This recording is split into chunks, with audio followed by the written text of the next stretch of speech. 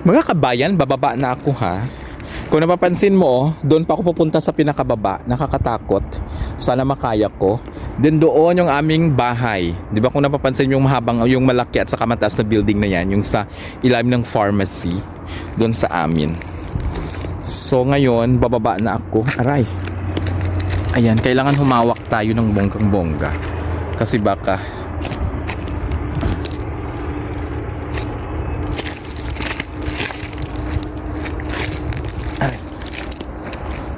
nasaan ba yung tubig ko?